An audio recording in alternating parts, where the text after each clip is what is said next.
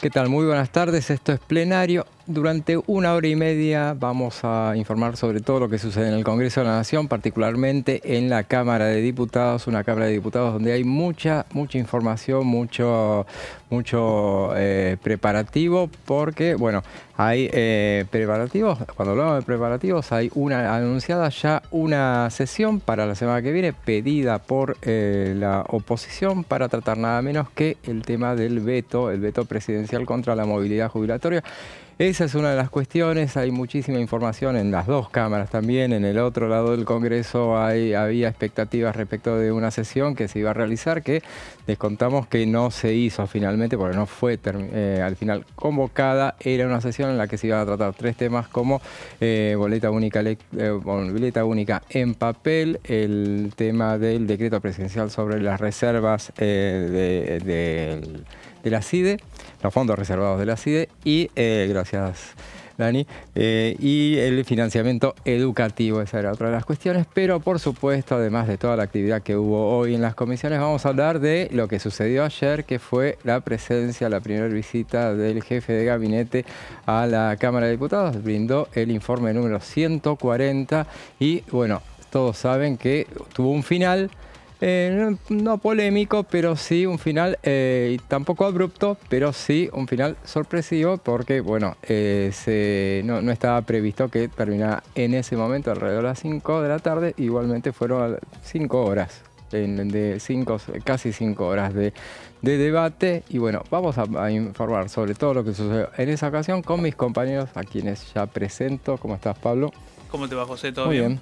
Muy bien. Bueno, me alegro. Sí, efectivamente, ayer el jefe de gabinete de ministros, Guillermo Francos, dio el primer informe de gestión. Digo el primero para él personalmente, porque el anterior lo había dado Nicolás Posse, pero en la Cámara Alta, en el Senado.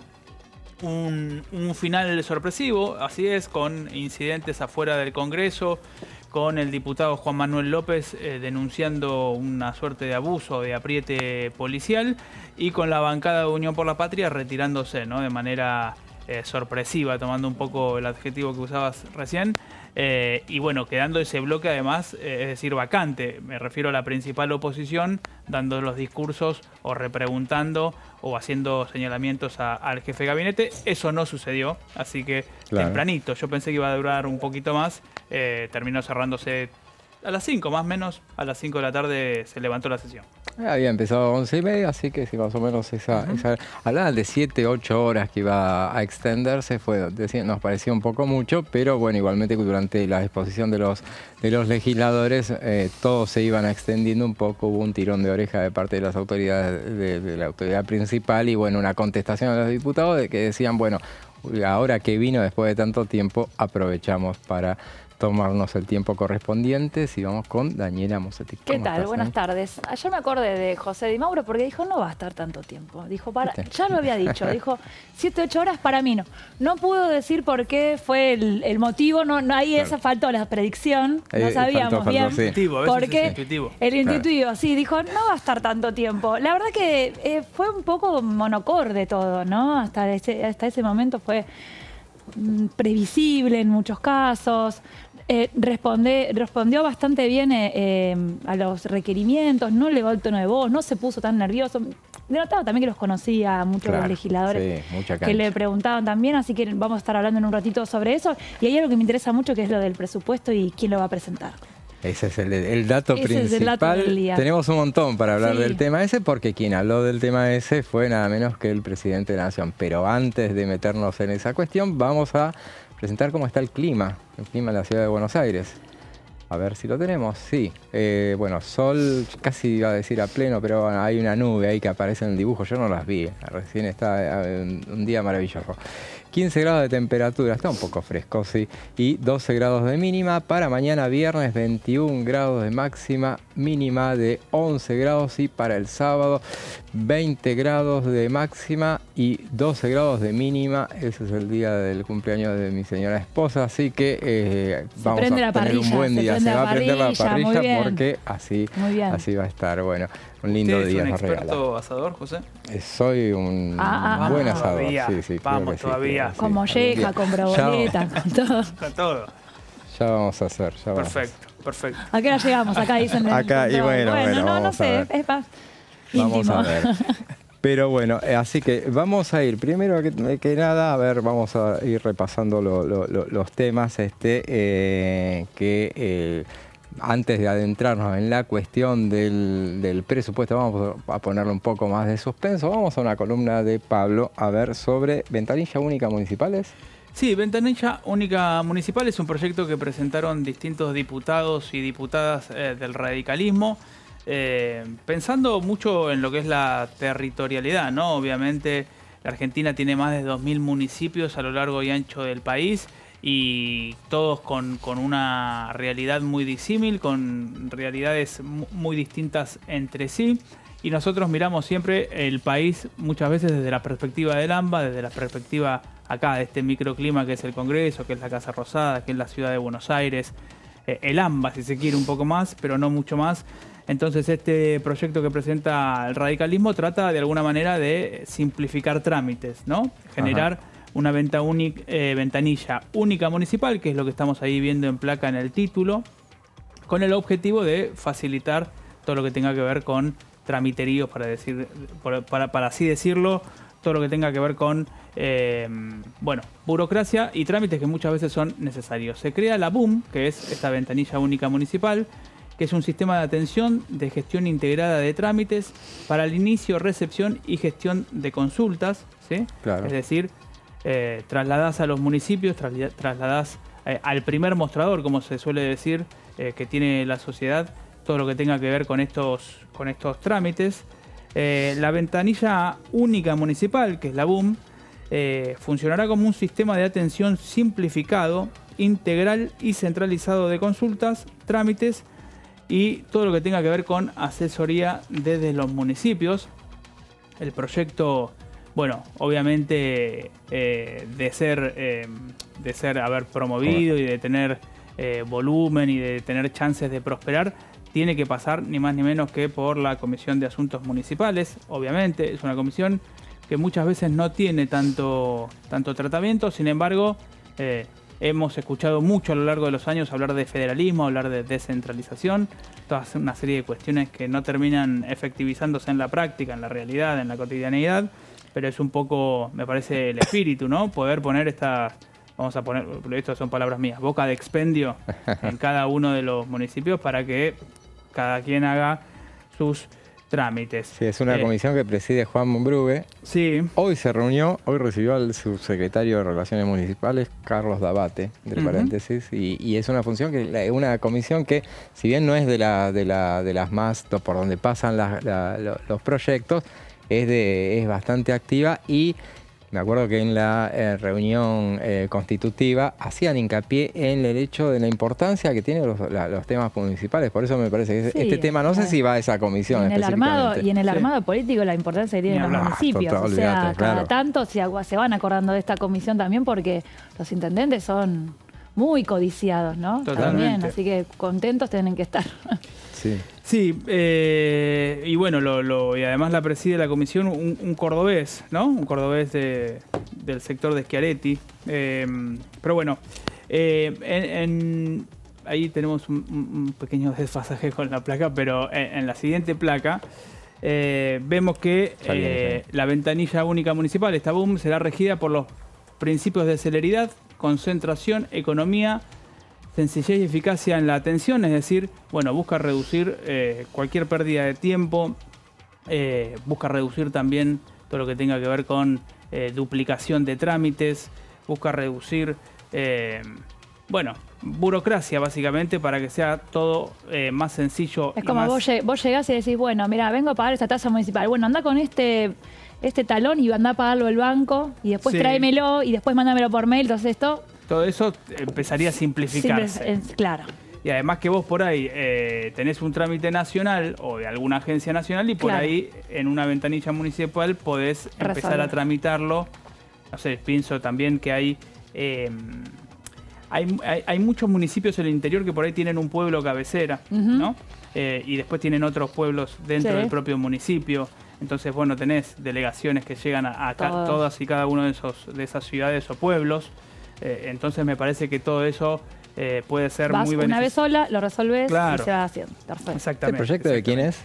El proyecto es del radicalismo, de Brauer, de Koning, Soledad Ah. Carrizo, no recuerdo ahora toda la lista, pero viene eran complicada Córdoba, entonces, con los trámites. Sí. Y bueno, pero ellos son en Córdoba, tienen Justamente más, son- los que tienen más municipios. Sí. Sí, tienen como 400, más Sí. de 400 municipios, ¿no? Y tienen una autonomía muy desarrollada al punto tal que, bueno, cada elección de municipios, y Exacto. no coinciden todos el No. mismo día, son No tienen todos el los domingos tenés calendario alguno. Sí.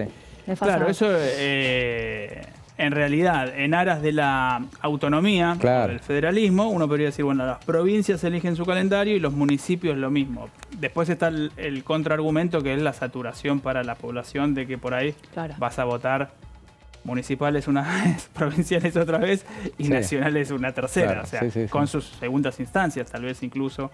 Pero bueno, Pero nada más autónomo, más allá de que uno se canse de votar, en todo caso, en última no, sí, instancia, obviamente. nada más adecuado que esa instancia de cada uno vote y sepa por qué vota y no que tenga que votar por arrastre otras cosas. Exactamente.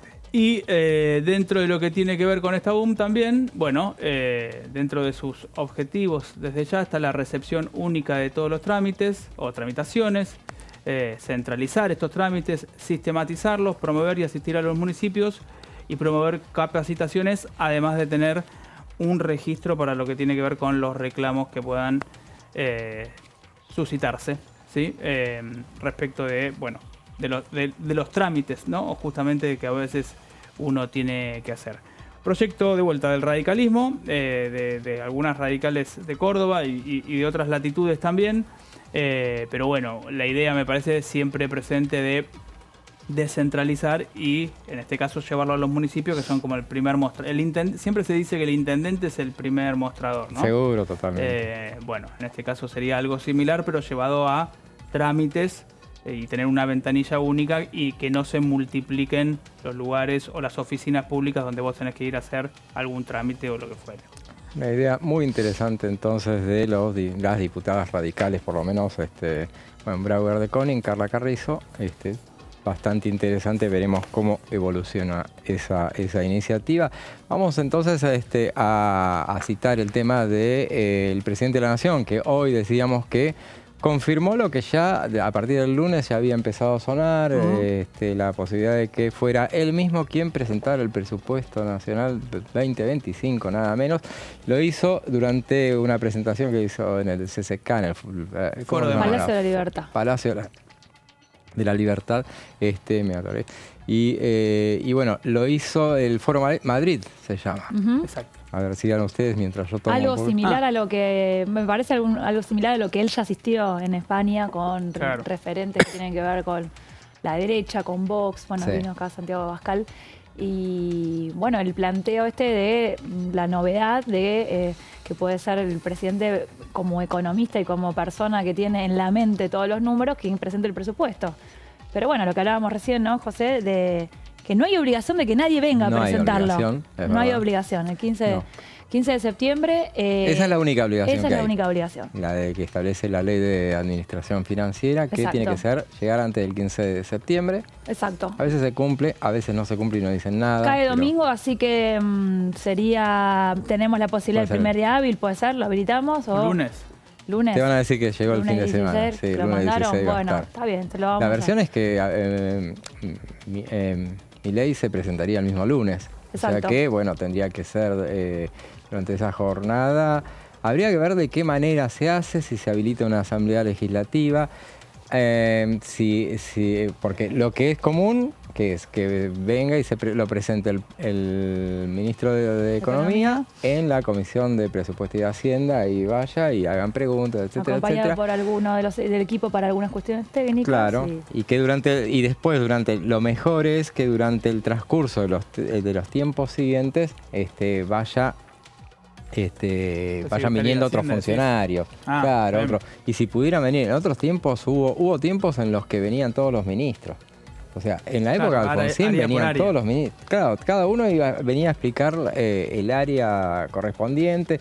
Después con el tiempo eso se fue modificando. Pero Cambiemos recientemente pasó. hubo, no a nivel ministro, pero sí hubo que venían Sí. bastantes funcionarios a Sí, sí, explicar. Pero bueno, en ese caso, según comentan los opositores, Caputo no tendría tantas ganas de venir, entonces dejaría en manos de Milei, pero Milei tampoco quiere venir a someterse a una comisión a la cual le puedan venir a hacer preguntas, entonces por eso se está viendo ese formato por ahí de una asamblea legislativa o algo que él exponga.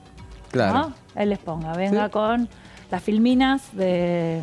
Sería muy raro ver al presidente en la sala 2 del anexo C, creo que es. Claro, Más sí, grande. sería incómodo. Hay de todas maneras, pero eso lo vamos a seguir, vamos a mantener el suspenso y vamos a tratar de velarlo durante el día. Alguien me dijo por qué no va a venir. ¿Por qué el no va a venir? presidente. Dijo, mira, y me dio las razones por las cuales no ¿Son no podría creíbles? ¿Son cumplirse. verosímiles? Son totalmente Sí, verosímiles. bien. Yo tengo mi propio pensamiento respecto de lo que vaya a suceder. Yo creo que en realidad, en definitiva, si el presidente dice que va a venir, va a venir. Sí, nosotros tomamos el textual. Sí. Vamos Yo al tengo que poner la textual. nota, le pongo el textual, Nosotros ¿no? le creemos. A esta altura le creemos. Le creemos, Porque- sí. Sí. Pero están buenos los argumentos para tenerlos en cuenta, pero lo vamos a decir después. Vamos a mantener un poco ese suspenso a ver de por qué razones puede ser que esta posibilidad no se vaya a concretar. Hoy decíamos que fue un día más light en materia de comisiones, pero hubo comisiones bastante activas. Una de ellas fue la Comisión de Transporte, donde se trató el fondo compensador para los transportes. Hubo un dictamen que finalmente se postergó, entró a un cuarto intermedio, pero más o menos sobre ese tema, sobre los subsidios al transporte del interior, nos va a hablar Daniela. Sí, exactamente. Traje este tema, lo preparé un poco con los proyectos que estaban dando vueltas, pero es que lo que vos decís también de lo que hubo hoy en la comisión. Me pareció interesante porque tiene que ver con el presupuesto. El año pasado si bien no se llegó a aprobar el presupuesto, pero es una traba que cuando estaba desembocando el presupuesto y se está cerrando todo, dicen sí, pero los fondos del transporte para el interior. Siempre está presente en la última parte del año esta discusión porque nadie lo logra solucionar. Entonces no hay forma de ver cómo lo que se paga por el transporte, por el tren, por el subte, por el colectivo, en la zona metropolitana, el área metropolitana de Buenos Aires, capital y cordones del conurbano, no hay forma de equipararlo con lo que va para el interior. Entonces, ahí traje, hoy hubo una reunión informativa en la Comisión de Transporte donde se están empezando a trabajar algunos proyectos que ya vienen desde febrero. ¿Por qué? Porque en febrero se dio de baja este fondo para la compensación tarifaria del transporte público de pasajeros. Sí. Esto que se componía de distintos impuestos y distintas alícuotas. El gobierno empezó de atrás para adelante. Dijo, el fondo no existe más. No. Ahora vamos a ver cómo lo solucionamos. El fondo no existe más. Entonces, desde febrero que hay proyectos que ya están dando vueltas, proyectos la verdad que de todos los sectores, porque acá sí se ve un poco los unitarios federales, ¿no? Los legisladores del interior es un tema que los une a todos los sectores en este aspecto. Y en este tema, como en el tema municipal estaban los cordobeses haciendo punta, en este tema los cordobeses están también Están ahí. haciendo punta, lo hicieron también el año pasado, las provincias donde tienen ciudades grandes, donde tienen los precios, donde tienen industrias, donde hay gente que se mueve bastante para ir a trabajar. Y ahí habla de, qué pasa con este transporte urbano y suburbano en el interior del país. Claro. En la comisión de hoy hay 9 proyectos en análisis con distintas variantes de, qué se puede pensar para equiparar. Es una discusión, porque Sí. nosotros los porteños decimos, nosotros no queremos pagar más caro. Hagan ustedes su movida para pagar menos Para pagar ustedes, menos. ¿no? Pero Obviamente. no nos quiten a nosotros. Entonces, también hubo bastantes movimientos esta semana, ¿no? Hubo reunión del presidente con Jorge Macri por esta situación. Sí. Si los colectivos que solo funcionan en la ciudad de Buenos Aires, ahora se hace cargo la ciudad. Está el tema de la red SUBE también, que ahí generó unas rispideces, porque esto de no poder tener el descuento si vos te tomás varios transportes, que también, sobre todo, pasa acá en la región metropolitana, hace que el transporte para ir a trabajar en los diarios, para llevar a los chicos al colegio, se ponga muy caro. Las estimaciones de algunos proyectos, hay proyectos, por ejemplo, de Mónica Fein, del socialismo, que hablan bastante de la situación en Santa Fe también. Santa Fe también tiene iniciativas sobre ese tema. hablan de un boleto en el interior hasta 300% más caro. Imagínense el impacto. Además, clases más vulnerables, mayor porcentaje de impacto en el uso diario, en el presupuesto diario que tenés para ir a trabajar, comprar la comida y lo básico para la casa, ¿no? Ahí algunos de los reclamos que se hacen es que no alcanza el precio del boleto y los subsidios que se otorgan para reconocer los aumentos salariales de los choferes, por ejemplo, y de las personas que trabajan en las empresas. Se quedan muy atrás los sueldos, no hay forma de compensarlo, entonces hay amenazas de paro, amenazas de no funcionamiento de prestación de servicio a medias, medidas de fuerza, entonces ahí hay tironeo de trabajadores, ¿no? Los que están arriba del colectivo y los que lo manejan también, ¿no? El fondo compensador que ya existía y que se trata de reversionar, mantiene este impuesto sobre los combustibles líquidos, que iría directamente a este fondo compensador, y también, por ejemplo, Mónica Fein propone dos medidas adicionales, que es la universalización del precio del gasoil, que también hay disparidad total en todos lados. Esto también tiene que ver con la actualización también de los colectivos, de toda la maquinaria necesaria, que también si el boleto no va y las empresas no reciben lo suficiente, el equipamiento cada vez es peor. Lo estamos viendo en los trenes, por ejemplo, ¿no? Hemos tenido trenes nuevos y los trenes ya te subís y no están tan bien como antes, ¿no? Entiendo que este punto que señalás, Dani, tiene que ver un poco con que por ahí el precio de la nafta no es el mismo en Buenos Aires que en Jujuy, que en Tierra del Fuego. Lo mismo lo del gasoil, exactamente. O en Santa Fe. Digo Santa Fe haciendo alusión a Mónica Fein. Sí, por eso que además esto tiene que ver con proyectos que están encadenados, de biocombustibles, iniciativas de distintos sectores que hacen a la conformación del precio del transporte, que es además impacta en la inflación. Así que el gobierno también. Sí, obvio. El gobierno también le interesa, ¿no? Hemos tenido anuncios de aumentos que después se fueron postergando porque los números no daban para los cálculos del INDEC, ¿no? Claro. Y otra alternativa que plantea como beneficio es esto de la exención del IVA para algunas, esta posibilidad de captar el IVA y poder descargarlo para no quedarse con crédito fiscal. Bueno, algunos beneficios para las empresas que dejan de recibir algunos subsidios. Y ahí traje una tablita como para que nos demos cuenta un poquito cómo están los precios y comparemos, ¿no? Formosa hoy por hoy, este es julio igual, ahora no sé cómo está en agosto, pero julio, 1.050 pesos el boleto en Formosa. Claro. Carísimo, ¿no? Acá el mínimo está 400 pesos, el de colectivo. Yo tomo mucho subte. 650. Sí. No, quiero decir, con ese comentario quiero decir, me perdí un poco de cómo quedó el colectivo en la ciudad de Buenos Aires. Ahora, antes, por ejemplo, decías, bueno, estás acá en el Congreso y decís, voy hasta 9 de julio, me tomo el subte, ¿no? Y son 2 estaciones, pero la verdad que por ahí por 650 pesos te vas caminando. Sí. Claro, ¿no? antes Varela es más vago por ahí para eso, ¿no? Toma el subte. Se ríe. No, bueno, está apurado, está cubriendo. No lo pondría en términos de vago, por ahí ando con poco tiempo a veces. Bueno, está bien. Bueno, ahí se paga el servicio entonces, ¿no? Ocupado. Sí. Bueno, pero para manejarse en el centro por ahí es común para hacer trámites y eso. Y la verdad que 650 de ida y de vuelta. Sí. Yo la venta a 700 y pico. Yo la semana pasada me pasé de la estación y me volví. Claro. Me volví caminando. Me pasé una. Dije, si no tengo en el medio, no voy a volver para atrás, me volví caminando. Rawson también, 1.031 pesos. Corrientes, 990 pesos. Córdoba, 940 y Río Gallegos, 800 pesos. Por eso, lugares que por ahí, bueno, también las distancias son largas en algunos casos, ¿no? En el interior las distancias son largas, que también se compensa con que acá nosotros tomamos 2 o 3 cosas para venir por ahí de provincia. Pero bueno, no estaría cerca de resolverse todavía. No. Vamos a ver cuál es la propuesta que viene en el presupuesto 2025, porque es una carta que juega tanto el gobierno como la oposición para negociar distintos temas. Así es, muy bien, muy un tema de alto interés para todos, obviamente, pero bueno, vamos a seguir hablando de ese tema porque el Congreso siempre se aboca a esta cuestión y bueno, hoy decíamos que estuvo la reunión de la Comisión de Transporte, se pasó un cuarto intermedio hasta el martes a las 10:30 para seguir tratando este tema del fondo compensador. Vamos a un breve corte y después seguimos con más plenario.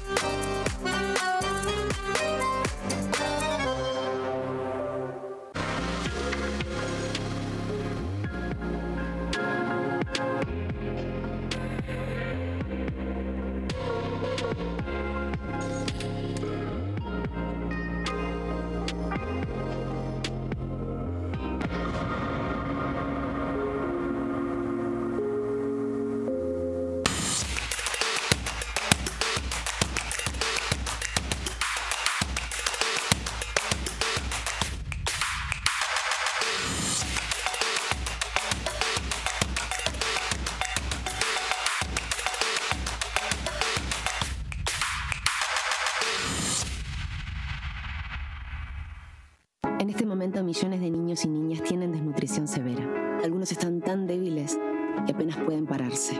Pero con tu ayuda podemos salvar a los niños.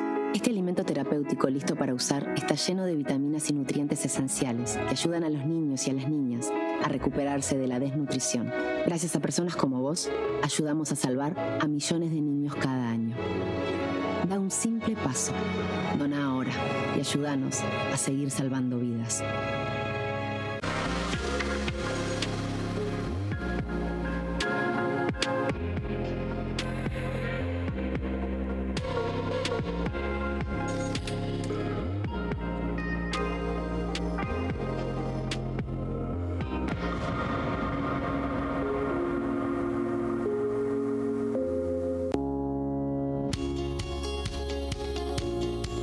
La Cámara de Diputados tiene 257 miembros.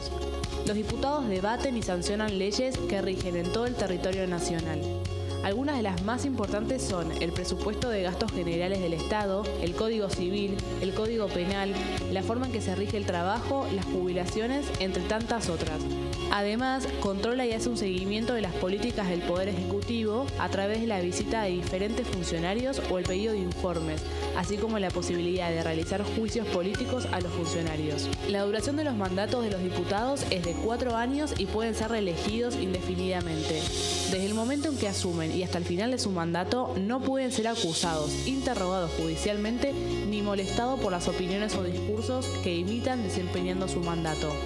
Son requisitos para ser diputado tener al menos 25 años, 4 años de ciudadanía argentina y haber nacido en la provincia por la que se postula o haber residido en ella los 2 años precedentes.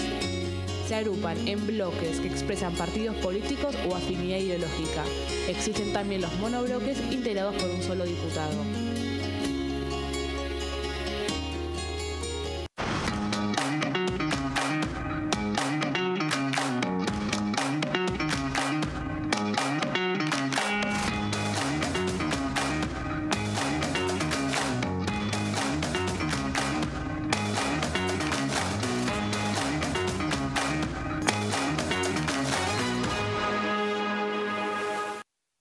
Dengue, Zika y chikungunya. ¿Cómo protegerte de la picadura de mosquitos? Para prevenir el dengue, Zika y chikungunya, evita que el mosquito te pique. Usar repelente siguiendo las indicaciones del envase. Cubrí brazos y piernas con ropa clara. En casa, pon espirales o tabletas. Usa tules o mosquiteros sobre camas o cunas. Coloca mosquiteros en puertas y ventanas.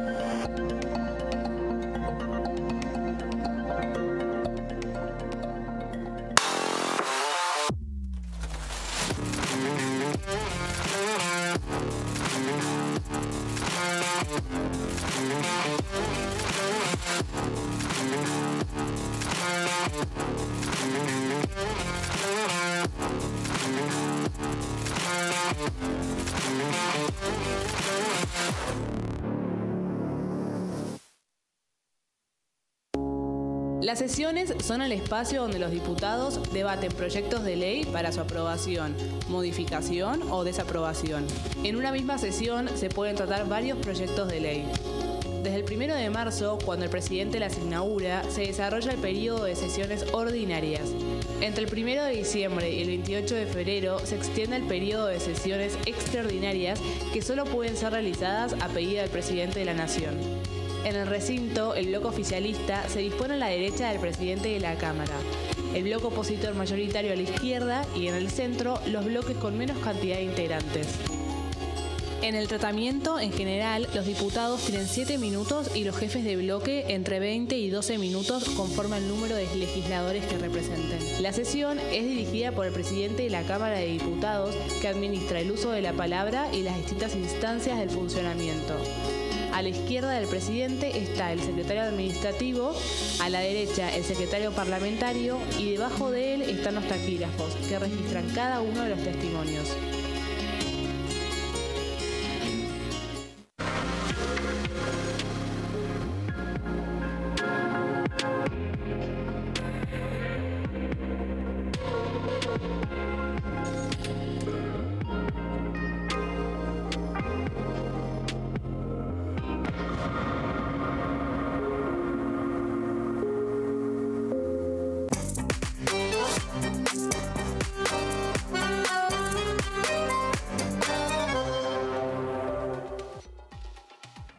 Y seguimos con más plenario y comentábamos que ayer el dato saliente fue la presentación del jefe de gabinete, su primer informe ante el Congreso de la Nación, en este caso la Cámara de Diputados. Y bueno, finalmente, colmó las expectativas, algunas expectativas, decíamos, no tuvo un final como se esperaba, porque fue un final abrupto, porque se quedaron sin, se fue el bloque de Unión por la Patria y eran los que les faltaba preguntar. O sea que si no estaban ellos, ¿quién iba a preguntar? El oficialismo, mucho interés no tenía, ya sabemos que fueron, le faltaba el PRO no alcanzó a preguntar, ¿no? No. Así que hubo dos tandas. Ritondo, sí. Señalando lo que tuvo que ver con el decreto del lunes, que modifica la ley de acceso a la información pública. Hizo como un pedido, digamos, para que se modifique eso, pero no hubo mayores exposiciones del PRO. Sacó bastante airoso, como decíamos al principio, ¿no? Sobre ese tema en particular, por ejemplo, que hoy hizo una presentación también sobre el tema de la coalición cívica también. Sí, es el tema que les voy a contar en un ratito sobre eso, pero hubo como... lo encaró Karina Banfi y Karina Banfi le dice, hola, ¿cuándo van a derogar el decreto? Le dice así no le pregunto... Para romper el hielo. Para romper el hielo, porque son temas que ella siempre trabaja, ¿no?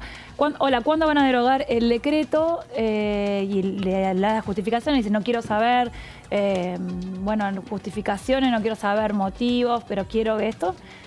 Y Franco no le redobla la apuesta, le dice que ellos consultaron, que no tienen intención de restringir para nada el acceso a la información pública. Él dice que como que lo baja mucho la realidad, ¿no? Le dice que llamó a los ministros, le dijeron, todos los ministros le dijeron que tenían un montonazo de pedidos de informe, que la verdad que no podían afrontarlo, entonces le dice que hice una consulta al Procurador del Tesoro, a la Agencia de Acceso a la Información Pública, y dice que le parece que no. Ahí es como que ahí se da ese ping-pong y dice, en ese caso lo modificaremos, si hay algo que está mal, si hay algo que choca con la Constitución o con la ley vigente. Nunca habla de derogarlo, habla de derogarlo, pero el contrapunto no fue fuerte tampoco. Claro, sí. Decíamos que Unión por la Patria no se retiró antes de las preguntas. Hubo una pregunta que alcanzó a hacer, o una intervención, que fue la de Pablo Schedlin, y él preguntó por la obra pública, un tema del que también contestó, salió también airoso de esa cuestión el jefe de ministros. Sí, fue el único que se llegó a escuchar. Digo que se llegó a escuchar porque en realidad yo lo estaba escuchando, no estaba viendo el recinto, pero estaba escuchando la voz del tucumano, haciendo alusión justamente a la obra pública. Dio algunas cifras, incluso creo que tenía asignado Tucumán algo de 90.000 millones de pesos en obras, pero que solamente habían sido ejecutadas o habían llegado a 1.000 millones. El jefe de gabinete justamente es quien ha firmado muchos convenios con las provincias a lo largo de estos últimos meses para traspasarle la ejecución de esas obras públicas a las provincias. Eso viene muy demorado, así que me parece que un poco también el planteo de Schedlin venía por ese lado. Me parece que sí, que hubo un tono muy monocorde. El ministro es un hombre muy calmo. Había una oficina montada con sus equipos técnicos en el Delia Parodi. Cuando salió del recinto, caminó hasta el Delia Parodi, ahí cerraron las puertas, hubo un aplauso que se logró escuchar desde afuera, porque justamente me parece que hubo una celebración. Y me parece, como decíamos antes, salió airoso, no tuvo... no hubo cruces fuertes. No se comió cachetadas, en términos obviamente con muchas comillas. Entonces, estuvo ese aplauso y estuvo esa celebración y pasó, digamos, como tranquilo, y se esperará obviamente a la próxima informe de gestión, que será en el Senado desde ya, ¿no? En el Senado, esperemos que el mes que viene, veremos a ver si sucede. Y en ese caso, si en septiembre septiembre ya corresponde, ya cumplió. Claro, octubre Senado, noviembre diputados y... no sé, eso es muy optimista. Ya pedís un montonazo. Veremos. Uno. Con uno más hasta que ya veremos a ver qué es lo que sucede. Veamos qué sucedía al principio de la presentación, donde hizo una presentación inicial el jefe de ministros, que duró alrededor de 1 hora. Veamos un pasaje de ese discurso inicial. Buenos días, señores diputadas, señores diputados.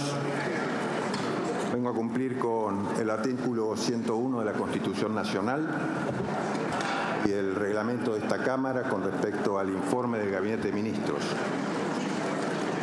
Quería hacer una breve consideración inicial en función de lo que ha sido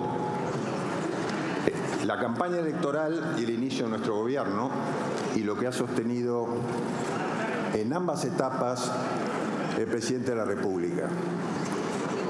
Durante la campaña, el presidente sostuvo su intención de luchar fuertemente contra el gasto del Estado y buscar el equilibrio fiscal y luchar contra la inseguridad. Así lo dijo el día en que el resultado electoral lo dio ganador en el mes de noviembre y así lo sostuvo en reiteradas oportunidades durante la gestión de gobierno. El enfoque del presidente de la Nación ha sido luchar contra la inflación y luchar contra la inseguridad. En esta intervención, en la que me voy a referir claramente también a estos puntos, voy a intentar explicar que no solo han sido esos los temas que ha tenido en miras el presidente de la República, sino que la gestión de gobierno ha abarcado durante estos casi 9 meses una serie de temas que hacen a la vida pública e institucional de la Argentina. Escuchábamos al jefe de gabinete, Guillermo Francos, hablando durante esa exposición inicial. Arrancó allá por las 11:30 y terminó casi 12:30, fue casi una hora de esa exposición inicial del jefe de Guillermo Francos. Y estamos en compañía ahora de una de las diputadas que estuvo durante esa presentación, la diputada radical Natalia Sarapura, a quien le agradecemos por estar con nosotros. No, buenas tardes. Usted fue una de las que alcanzó a preguntar durante esa... Y bueno, y encima la reprendieron, le dijeron que no se extendiera tanto y usted dijo, bueno, pero si viene una vez cada tanto... Claro. Bueno, corresponde que lo haga. ¿Cuál fue el balance que hace de esa presentación? Primero, a mí me parece que cuando las instituciones funcionan, nosotros debemos valorizar. Y hay algo que hemos hecho desde el bloque de la Unión Cívica Radical en este periodo legislativo, es honrar el rol protagónico que tiene el Congreso en una Argentina que venía de un proceso de un cambio de gobierno con la necesidad de dar un debate profundamente sobre la situación que vive el país, con propuestas enviadas del Ejecutivo que a lo mejor carecían de la pertinencia técnica, de la eficiencia con el contexto, porque nosotros siempre decíamos que estábamos de acuerdo con discutir un paquete de normas de carácter económico, pero la primera versión de la ley base, que ya es casi histórico, pero siempre es importante para vincularnos a esta relación Congreso-Ejecutivo. Y nosotros avanzamos en una dinámica de participar, de ser protagónicos, de proponer en el debate mejora permanente. Y el día de ayer, sí, yo tuve una intervención asociada a los temas que a mí siempre me preocupan. Uno es la defensa del federalismo. Me parece que las provincias estamos viviendo un proceso de financiamiento que intenté poner luz respecto al Fondo de Incentivo Docente, respecto al Fondo Compensador del Transporte, que hoy justo se reunió la Comisión de Transporte y estuvo en debate sobre una propuesta que emitieron los intendentes, entre esos el intendente de mi provincia de Jujuy, el intendente Jorge. También le pregunté sobre el Fondo Fiduciario de Bosques, que ha habido algunos anuncios sobre la eliminación, como así también la preocupación que siempre hemos tenido sobre algunos temas asociados a la diezma de la política pública para la garantía de derechos. Y la necesidad de dimensionar o de generar un proceso de reflexión sobre la obra pública. Hay una mirada, para muchos temas el Ejecutivo tiene una mirada que nosotros compartimos, o sea, compartimos la idea del equilibrio fiscal. Creo que esa es la musa inspiradora y el punto en común de los argentinos y las argentinas. Creo que muchos hombres y mujeres que han votado a Milei lo han votado para generar un proceso de estabilidad, de baja la inflación y de crecimiento. Y eso nosotros lo compartimos. tenemos una mirada distinta sobre cómo logramos el equilibrio fiscal. Nosotros hemos tomado al inicio del año parlamentario una decisión que tiene que ver que el ajuste, el equilibrio fiscal no se tenía que dar con todos los sectores. Y entre esos pensamos que la educación y los jubilados son un sector a proteger, donde la política pública se tiene que proyectar, tiene que dimensionar, y que no estamos en contra de las medidas de control, de eficiencia, de auditoría, pero que no pueden ser, digamos, las líneas o los argumentos que se utilicen para diezmarla. Y en ese sentido, ayer también he hecho una ratificación de lo que ha sido una línea de trabajo en el bloque que tiene que ver con la defensa del proyecto, un poco en respuesta, porque también muchos lo han dicho y yo hago parte de eso. El jefe de gabinete es uno de los actores que con mayor perfil político, porque también nos ha pasado que tenemos un gobierno nacional que está conformado por hombres que carecen de la experiencia política, y ahí es la razón del fracaso de la ley Bases. No la falta de voluntad de los diputados y las diputadas del Congreso, sino la falta de experiencia política que tuvieron en un momento para liderar el proceso. Y en ese sentido, el jefe de gabinete, Franco, es uno de los hombres que más actitud y vocación política tiene. Entonces mi reclamo fue que no pueden tratar la diversidad de pensamiento y la diversidad de priorizaciones como irresponsabilidad. Lo explico. ¿La satisfacieron la respuesta? Yo creo que siempre, a veces que eso es una dinámica yo siempre digo que un gran problema de la Argentina es la vocación homogeneizante que tenemos, y eso nos pone en un lado y el otro lado de la grieta. Cuando Argentina piensa, hoy es el Día de la Mujer Indígena, entonces hay una militancia histórica mía que tiene que ver que cuando la Argentina niega su diversidad cultural, niega la riqueza de su diversidad cultural y solo se plantea en el mundo de verdades y no verdades, se equivoca. La Argentina es diversa y la diversidad de pensamiento debe ser una potencia de la democracia, de las instituciones. Yo creo que él terminó aceptando, ratificando ese rol dialoguista que él tiene que tener, y que muchas de sus intervenciones, inclusive cuando todos los sectores de la Cámara, salvo el oficialismo, por ejemplo, le cuestionaron el decreto que cercena el derecho a la libertad de expresión, él terminó aceptando su rol de ser un intermediario entre la preocupación de los legisladores y el Ejecutivo y ver si se puede generar una agenda. O sea que para mí es la ratificación de decir mi rol es el de tejer entre las diversidades, entre los intereses de las provincias, que son los mismos intereses que la nación, gobernar y garantizar la vida digna de sus ciudadanos, que no son los intereses de un valijero, como se quiso decir al principio, sino hay legisladores que venimos de provincias que gobernamos. La gobernabilidad es una responsabilidad de toda la nación, pero también de las provincias. En ese sentido, a mí me toca siempre reivindicar la falta de financiamiento que hay en programas de salud pública, en el Fondo de Incentivo Docente. Por eso una pregunta que no fue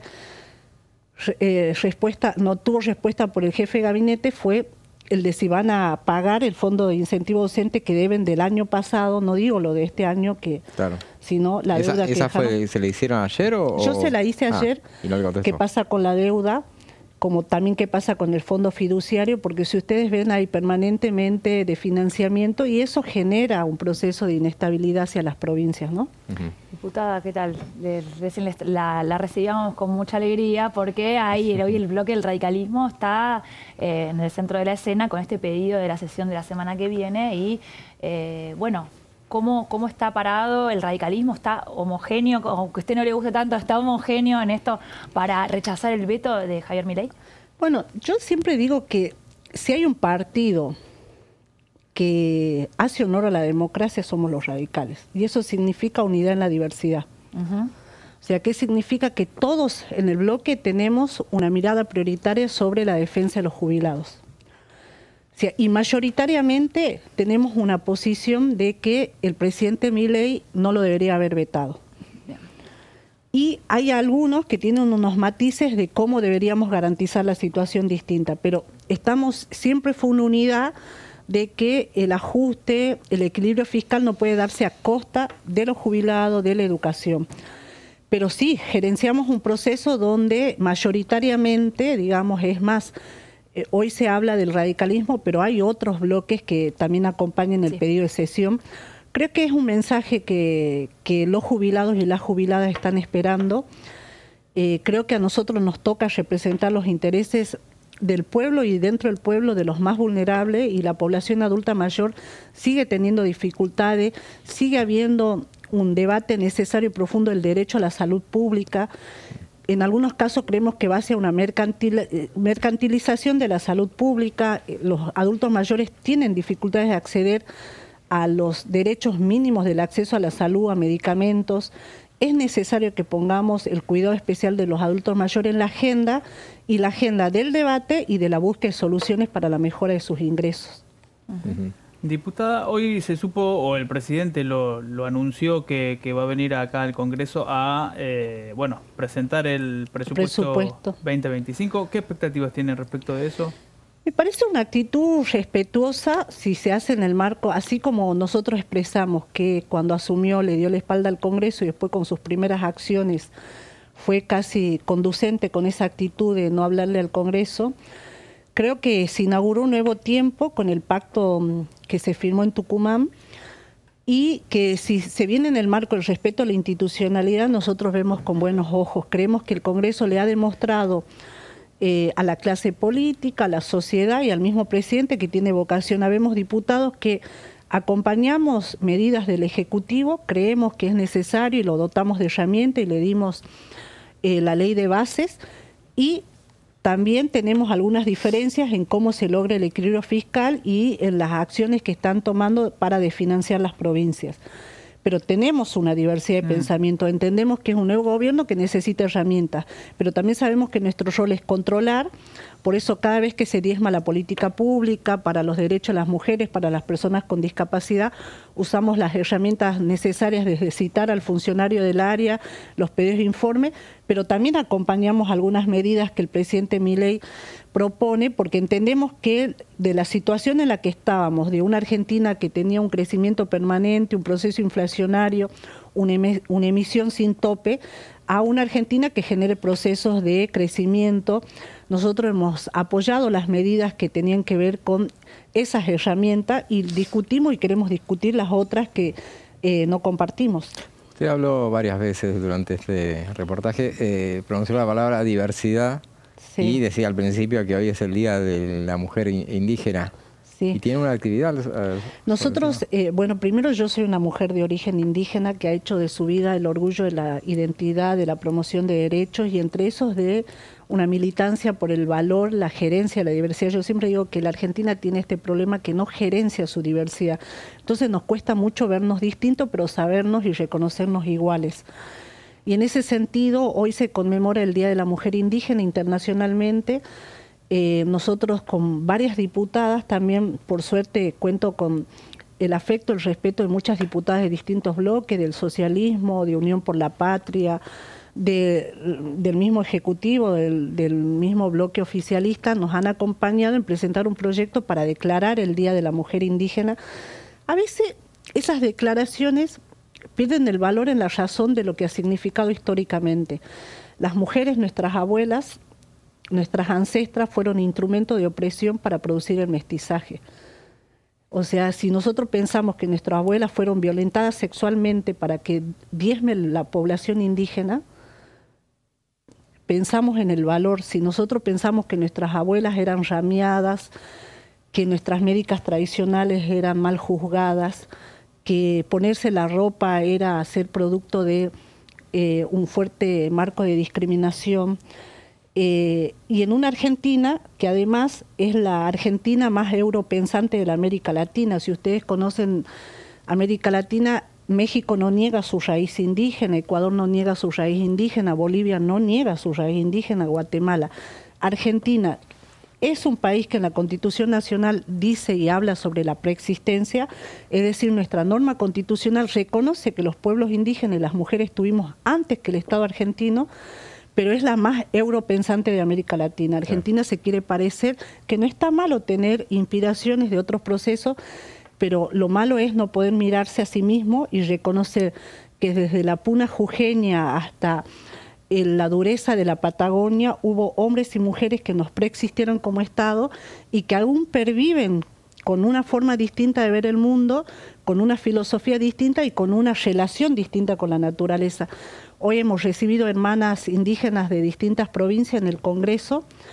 Hemos escuchado sus historias, hermanas indígenas productoras, hermanas indígenas guías espirituales, maestras bilingües, que nos han compartido esta forma de pervivir la identidad y la cultura. Entonces, para mí, como una mujer de origen indígena que está en la máxima institucionalidad del Estado argentino, poder recibir a mis hermanas para recordar a aquellas que nos abrieron el camino, que inauguraron un nuevo tiempo y que además con nuestra presencia se ratifica que así pasarán muchos años, nuestros pueblos persisten y como dicen los abuelos. Bien. ¿Por qué los pueblos indígenas persisten? Primero, porque le ponen corazón. Sí. Porque segundo, le ponen coraje. Tenemos ese compromiso y esa vocación, pero fundamentalmente porque tenemos un espíritu de unión. Así que un saludo, gracias por darme la oportunidad de hablar de esto que es importante, que en el Congreso, más allá de los temas en los que no nos ponemos de acuerdo, hay temas que nos invitan a unirnos y en este día presentamos esta propuesta que esperamos discutirla y algún día tener el primer Día Nacional de la Mujer Indígena en la Argentina. Que así sea, Que así diputada, sea. muchas gracias por venir con nosotros. Veamos qué decía ayer otro pasaje de la presentación de Guillermo Francos. Asumimos el 10 de diciembre y nos encontramos con una bomba de tiempo. Teníamos una inflación minorista que se movía con un alza del 1% diario, un desequilibrio fiscal a nivel del Tesoro de 5 puntos del PBI y a nivel del Banco Central de 10 puntos del PBI. También registrábamos una deuda por 20.000 millones de dólares cuyos pasivos remunerados los tenedores podían ejecutar al día siguiente. Un vencimiento de deuda de 8.000 millones de dólares a los 10 días siguientes a la asunción, deudas con importadores por 42.600 millones de dólares y deuda flotante de la Administración Pública Nacional por el equivalente a 9.000 millones de dólares. Voy a ejemplificar la situación en la que estábamos con algunos números concretos, comparando diciembre del 23 con noviembre del 23. En el mes de diciembre, la producción de autos había caído 14,9% respecto al mes anterior. El patentamiento de autos, 24,9%. El patentamiento de motos, 11,2%, todas caídas. El consumo de cemento, 4,6%. El índice Construya, 14,8%. Las importaciones de bienes de capital, 33,4%. Y la faena bovina, 12,5%. Todas caídas de diciembre del 23 con respecto a noviembre del 23. Estos números son el correlato de un Estado elefantiásico, ineficiente y corrupto, que prestaba servicios de muy mala calidad a la ciudadanía y garantizaba negocios para unos a costa de todos los argentinos. 7 meses después, los números de julio son otros. En relación a junio del 2024, la producción de autos aumentó el 40,3%. El patentamiento de autos, el 26,3%. El patentamiento de motos, el 9%. El consumo de cemento, el 17,9%. El índice Construya, el 12,1%, las importaciones de bienes de capital, el 34,9% y la faena bovina, el 15,7%. Este es el resultado de mucho trabajo y esfuerzo, de mucha gestión de gobierno. A pesar de esta herencia caótica que recibimos y de encontrarnos en una situación de clara minoría parlamentaria y política, como es de su conocimiento, empezamos a construir las bases de una nueva Argentina, un país con libertad, sin inflación, sin déficit, con un Estado chico que cobra menos impuestos, donde hay estabilidad y seguridad.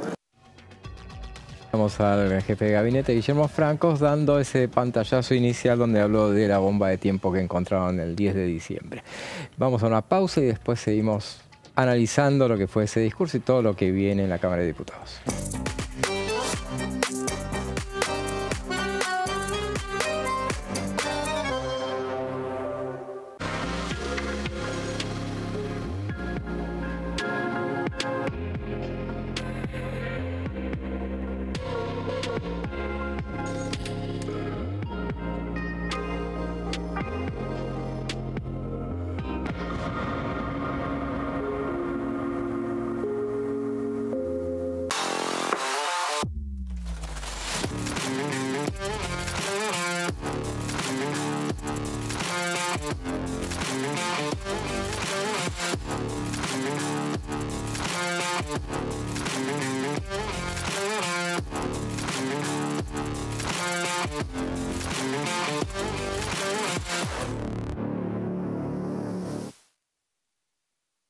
En este momento, millones de niños y niñas tienen desnutrición severa. Algunos están tan débiles que apenas pueden pararse. Pero con tu ayuda podemos salvar a los niños. Este alimento terapéutico listo para usar está lleno de vitaminas y nutrientes esenciales que ayudan a los niños y a las niñas a recuperarse de la desnutrición. Gracias a personas como vos, ayudamos a salvar a millones de niños cada año. Da un simple paso. Dona ahora y ayúdanos a seguir salvando vidas. ¿Qué diferencia hay entre la Cámara de Diputados y la Cámara de Senadores? La Cámara de Diputados representa al pueblo de la nación argentina. Esto significa que las provincias más grandes y con mayor cantidad de habitantes tienen muchos más diputados que las provincias más pequeñas. La manera de establecer las cantidades es proporcional. La Cámara de Senadores representa a las provincias. Cada provincia envía 3 senadores al Congreso Nacional. El total de senadores es 72, dado que las provincias argentinas son 24. Este es un número fijo. Por ejemplo, la provincia de Buenos Aires cuenta con 70 diputados nacionales y la provincia de Tierra del Fuego con 5. Pero tanto la provincia de Buenos Aires como la de Tierra del Fuego cuentan con 3 representantes cada una en el Senado de la Nación. Cada 2 años, el Congreso Nacional renueva la mitad de sus diputados y 1/3 de sus senadores nacionales. El mandato de los senadores es de 6 años, mientras que el de los diputados es más breve, dura solamente 4 años.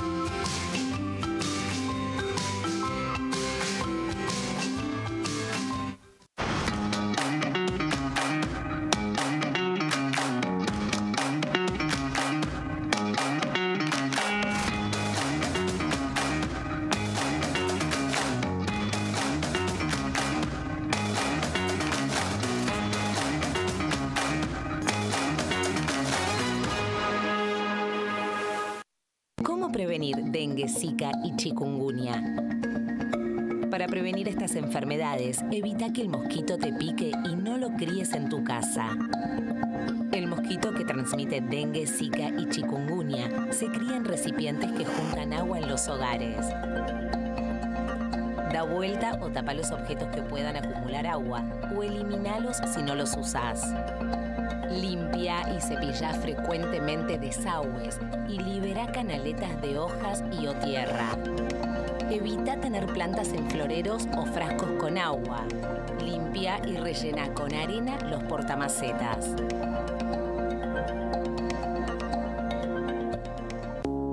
Las sesiones son el espacio donde los diputados debaten proyectos de ley para su aprobación, modificación o desaprobación. En una misma sesión se pueden tratar varios proyectos de ley. Desde el 1 de marzo, cuando el presidente las inaugura, se desarrolla el periodo de sesiones ordinarias. Entre el 1 de diciembre y el 28 de febrero se extiende el periodo de sesiones extraordinarias que solo pueden ser realizadas a pedido del presidente de la Nación. En el recinto, el bloque oficialista se dispone a la derecha del presidente de la Cámara, el bloque opositor mayoritario a la izquierda y en el centro los bloques con menos cantidad de integrantes. En el tratamiento, en general, los diputados tienen 7 minutos y los jefes de bloque entre 20 y 12 minutos conforme al número de legisladores que representen. La sesión es dirigida por el presidente de la Cámara de Diputados, que administra el uso de la palabra y las distintas instancias del funcionamiento. A la izquierda del presidente está el secretario administrativo, a la derecha el secretario parlamentario y debajo de él están los taquígrafos, que registran cada uno de los testimonios.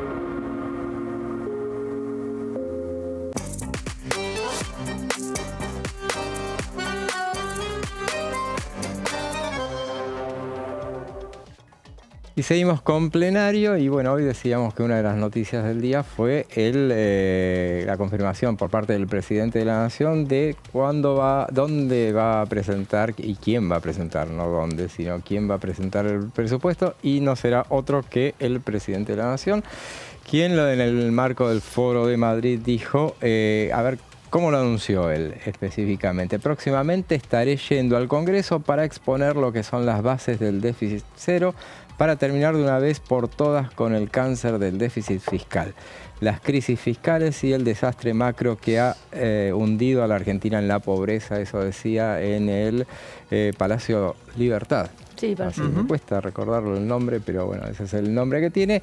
Y decíamos, bueno, que lo va a presentar, a ver cómo va a ser, no ha dado precisiones, se dice que sería el 16 de diciembre y que sería de septiembre, sí, ya me adelanté Tenemos bastante. ganas de vacacionar, me parece. Sí, la verdad que sí.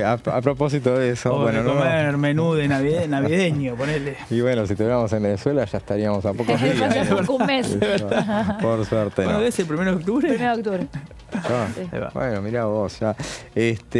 Ahora bien, Juan dijo que lo haría, lo que ha trascendido es que sería en el recinto, nadie lo ve visitando la Comisión de Presupuesto y Hacienda, que por más que sea su amigo José Luis Espert. Pero bueno, acá había yo lo decía al principio que había unas advertencias sobre el tema, unas prevenciones que decía el exdiputado Alejandro Topo Rodríguez. Me decía que no lo veía que pudiera concretar, si da las razones, que las voy a leer Él decía que no siempre puede darse una situación así de que se arme una asamblea legislativa. No es por cualquier cosa, y eso la verdad que es verdad. Claro.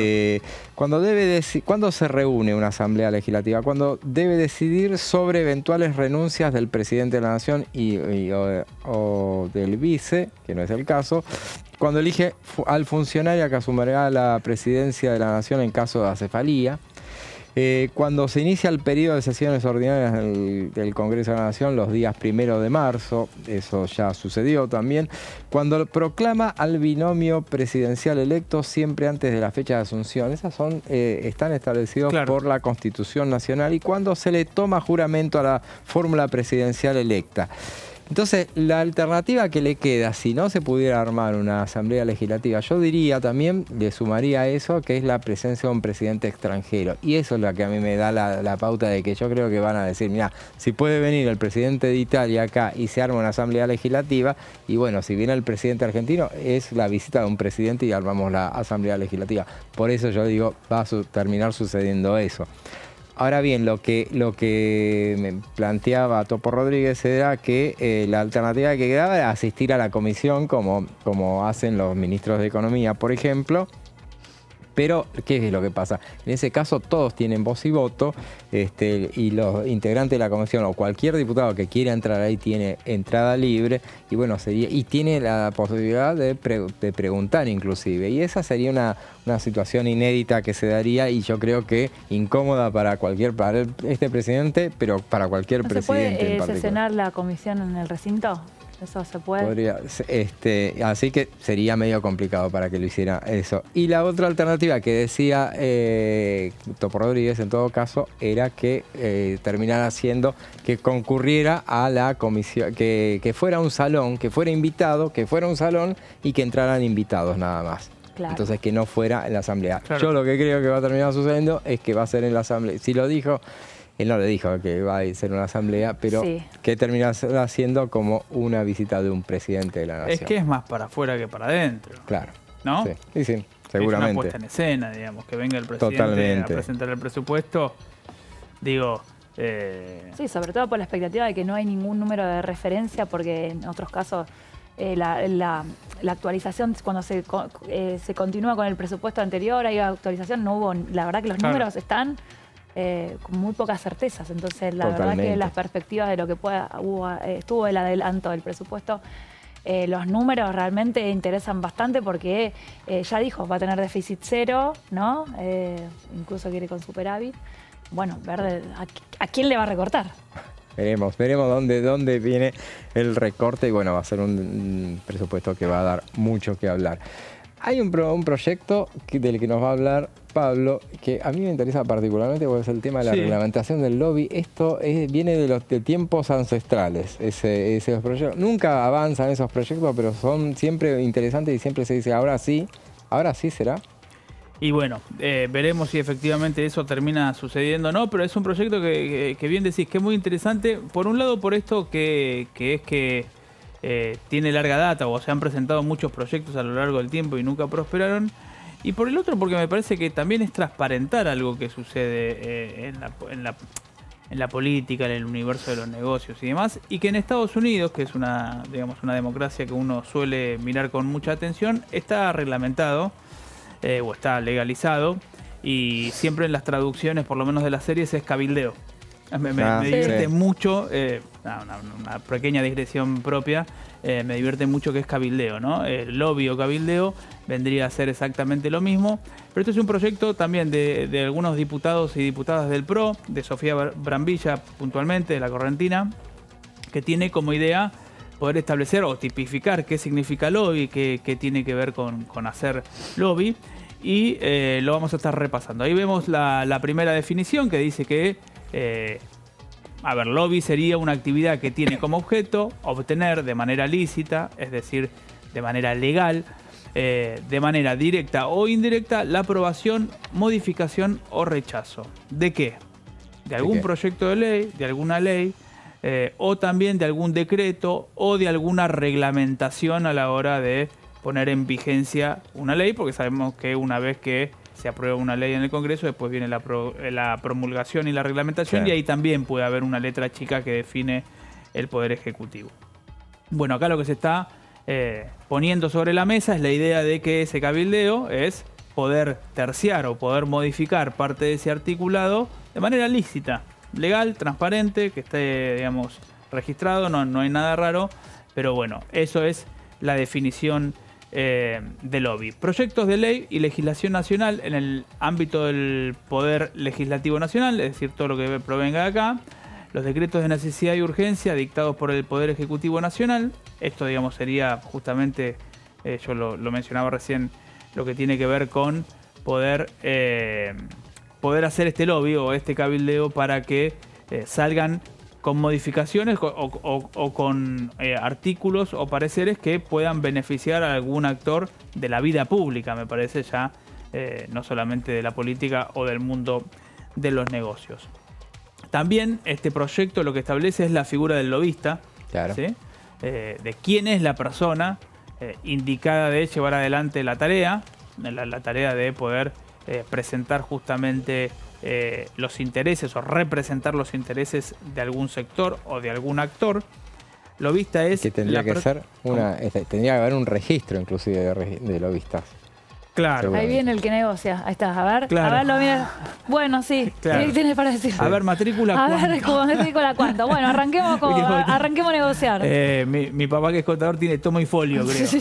Bueno, en este caso claro, sí, no sé si sería matrícula o qué, pero bueno, ponele. Lobista. Lobista es la persona física o jurídica que desarrolla la actividad de lobby en provecho propio o en beneficio, obviamente, de terceros. Eso uno entiende que es más que nada en representación de alguna empresa, de algún sector empresarial. Puede ser de alguna cámara empresarial, ¿no? De algún sector de la industria, de alguna rama de la industria. Pienso, así en voz alta, energía, hidrocarburos. Sí. Tal vez vos querés influir en la ley base para lo que tiene que ver con el capítulo destinado a energía. Bueno, tenés una persona que hace ese trabajo, que está destinado a eso y que puede sentarse de manera transparente, lícita, digamos, sin ninguna vidriosidad, a representar esos intereses. Pero yo creo que aparte tendría que creo que por eso decía lo del registro, porque me parece que no cualquiera puede decir, bueno, yo vengo a hacer lobby. O sea, tenés que tener estar registrado como para estar para hacerlo. Claro. Para poder llevar adelante la actividad, sí, no sé bien ahí cómo funcionaría, digamos, sin registro, ¿qué sería? No sé, un abogado, un director de relaciones institucionales. Claro, alguien que se registrara, mire, yo estoy, y que te den una... Lo digo porque por otros proyectos haberlos visto, que establecen que no cualquiera puede venir y bueno, yo vengo a hacer, de golpe me convierto en lobista. Me parece que puede ser así, pero hay que ver cómo que establece este proyecto en particular. Bien, y dentro del proyecto también están las exclusiones o las excepciones que todos aquellos que son integrantes de los poderes públicos del gobierno, de algún poder público, que puede ser el ejecutivo o de la justicia, y obviamente, o bueno, del poder legislativo, o incluso empleados del Congreso, es decir, alguien que pueda trabajar en relación de dependencia o contratado en el Congreso, no puede ejercer ese cabildeo o lobby, esté registrado o no, básicamente, pero quedan excluidos estas personas de poder hacer o realizar esa tarea, básicamente. Es un proyecto para mí interesante, ¿no? Porque además eso uno muchas veces como periodista o tenés el dato o intuís que sucede. Sí, claro. Que sucede, sabés que hay empresas que juegan fuerte, sabés que a veces hay miembros de la política o integrantes de la política que se reúnen con ciertas empresas o con ciertos actores o con cámaras empresarias. Y bueno, la idea de transparentarlo no me parece mal, porque de hecho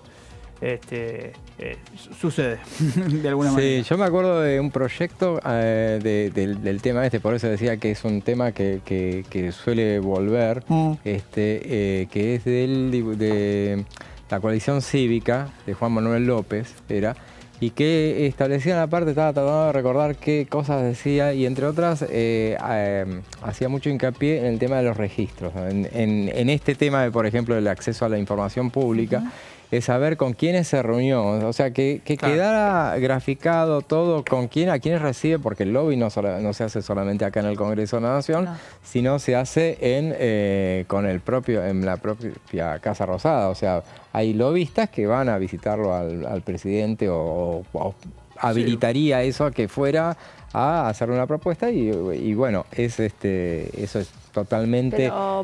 Pero no constituye nada, o sea, no sería nada ilegal. Claro, no. ¿por qué yo tendría que conocer con quién se reúnen? O sea, los diputados lo hacen eso, ¿no? Que reciben a un montón de personas que le vienen a hacer propuestas y toman algunos se convierten en proyectos. No sé. ¿Es privado o no? En este caso, bueno, si estás haciendo lobby por una ley, está bien o por lo menos que quede graficado con quién hablaste para sobre este tema, que sería un poco... clarificar un poco lo hemos visto en la ley de bases, hubo muchos actores lobby, que mencionaron. Un tema que hay muchísimo lobby es, por ejemplo, las SATs, las sociedades anónimas, ni hablemos del lobby tabaco, bueno. Bueno, no le preguntaron nada de tabaco al jefe de gabinete, o por ahí sí, dentro de las 3.150 preguntas que le hicieron, por ahí estaba ahí, pero ayer por lo menos no hablaron de ese tema, pero veamos de qué sí habló el jefe de gabinete ayer. Un mes después de asumir, el presidente Milei envió con mucha convicción al Congreso 2 leyes que implican enormes transformaciones para la Argentina. La sanción de la ley bases y del paquete fiscal fue un enorme hito en nuestra gestión. Obviamente, tuvimos dos etapas en este proceso que todos ustedes conocen. Una primera etapa en la que no tuvimos éxito en esta Cámara y tuvimos que volver atrás sobre ese proyecto de ley, generar modificaciones, acuerdos políticos en este recinto y después en el Senado de la Nación para obtener las sanciones respectivas. No existe en el mundo un gobierno que haya logrado sacar adelante leyes que cambien el país de una manera tan profunda y establecer los cimientos para el crecimiento y la estabilidad de los próximos años. Su aprobación fue producto de un gran trabajo de nuestro bloque, La Libertad Avanza, y de aquellos bloques que se pusieron a disposición para llegar a puntos de acuerdo y superar las diferencias en pos de un profundo beneficio para el país. La Ley Bases, junto con el DNU 70 y el paquete fiscal, le devuelve libertad a los argentinos, impulsa la actividad privada, atrae inversiones y genera puestos de trabajo. Es un instrumento que pone en marcha una expectativa distinta para la actividad económica, más allá de los logros que el gobierno está obteniendo en la lucha contra la inflación y la eliminación del déficit. Donde había incertidumbre, ahora hay seguridad jurídica, previsibilidad y estabilidad para quienes producen. Donde había manotazos del Estado, ahora hay certeza de que no se cambiarán las reglas del juego para quienes invierten. Destaco dentro de la Ley Bases todo el sistema de regulación petrolífera, gasífera, minera, el RIGI y las reformas fiscales. Hemos visto como luego de aprobado el RIGI, YPF decidió avanzar en la inversión más grande para la historia de la Argentina para desarrollar gas natural licuado con el procesamiento, transporte y liquefacción de gas que sale de Vaca Muerta. Además, en esa misma cuenca visitamos con el presidente de la República los yacimientos de Vaca Muerta y ahí las empresas petroleras nacionales e internacionales más grandes del país, con inversiones significativas, se comprometieron a una inversión de 2.500 millones de dólares para el oleoducto Muerta Sur, con el objetivo de lograr que el país exporte o llegue a exportar 30.000 millones de dólares anuales para el año 2030. A su vez, Aluar, la mayor productora de aluminio de Argentina, encarará una importante inversión de 400 millones de dólares para la ampliación del parque eólico de Puerto Madryn. Esto permitirá alcanzar la autogeneración energética en la producción de aluminio primario, además de fortalecer el desarrollo económico y energético de la Patagonia. Todo esto fue consecuencia de esta ley que sancionó el Congreso de la Nación y que establecía el régimen de incentivos para las grandes inversiones, que algunos todavía critican, que va a ser la fuente de enormes inversiones para explotar recursos naturales que durante muchísimos años estuvieron olvidados. Escuchábamos al jefe de gabinete en otro pasaje de su alocución ante la Cámara de Diputados, y recordemos entonces que finalmente terminó eso a las 5 de la tarde la presentación, cuando finalmente, bueno, el ruido de la calle terminó generando la repercusión interna.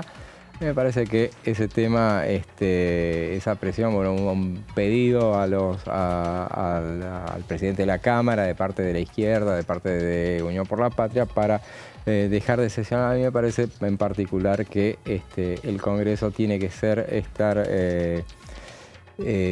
receptivo de lo que sucede fuera de sus paredes, pero lo que sucede para mí es intocable, debe estar inmaculado lo que sucede dentro del recinto. El recinto es, nada externo te tiene que alterar una sesión.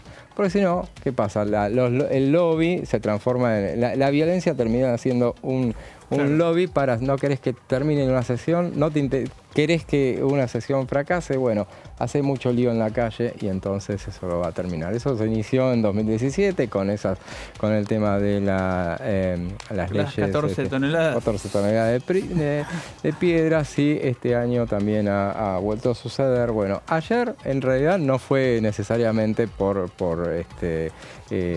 algo... fue por lo que sucedía en la calle, pero fue por el retiro de quienes tenían que preguntar, en definitiva. A mí me parece que pierde en todo caso quieren preguntar. Lo que quieren preguntar se termina. Justamente.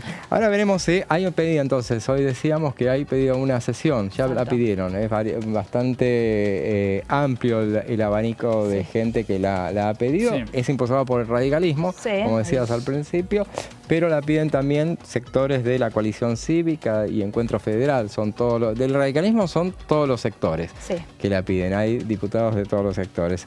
Recordemos para qué es la sesión, para tratar el veto de la movilidad jubilatoria. Necesitan 3 alternativas a sortear. Primero, conseguir quórum. Veremos si lo tienen. Y después tener los 2/3 para tratarlo sobre tablas, porque esto no ha pasado lo hemos dicho y repetido toda la semana pasada. Esto tiene que hacer el mismo recorrido que una ley.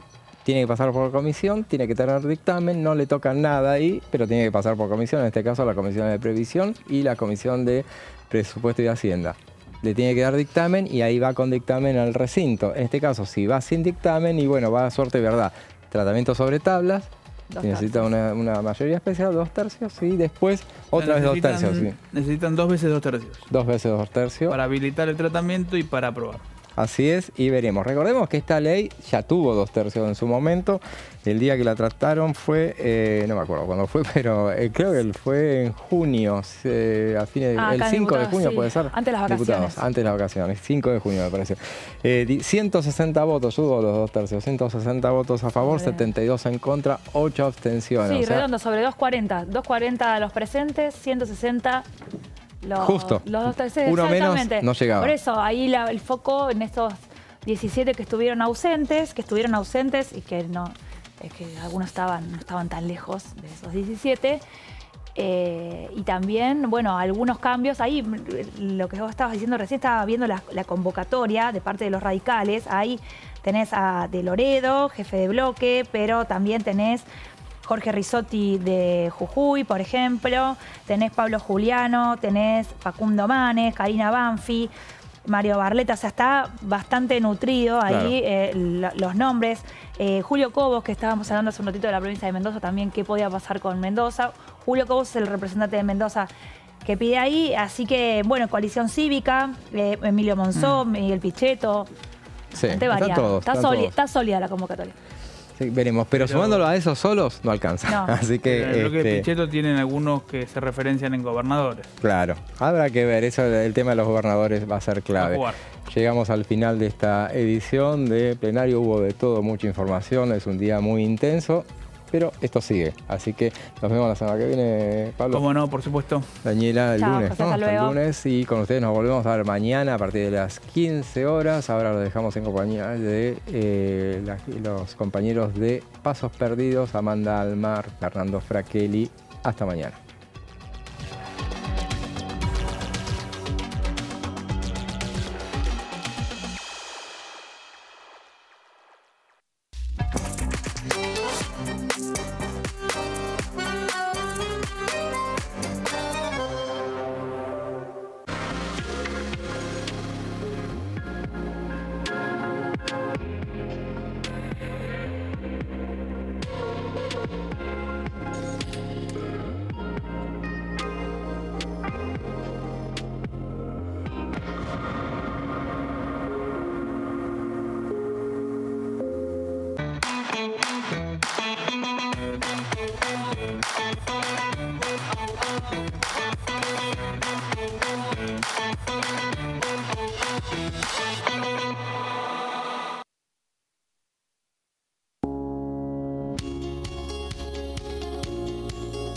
Cuando un proyecto de ley ingresa a la Cámara de Diputados, ya sea creado por un legislador, enviado por el Poder Ejecutivo o producto de una iniciativa popular, se trata primero en las comisiones correspondientes para luego ser tratado en el recinto por los diputados.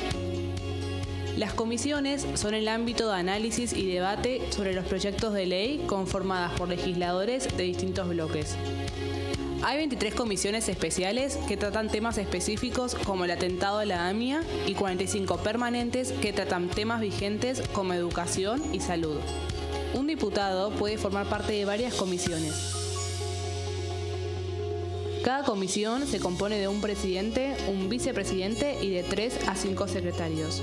La duración de los miembros de las comisiones permanentes y especiales es de 2 años. Para que la comisión funcione debe tener quórum, es decir, un mínimo de 15 y un máximo de 31 a 49 diputados.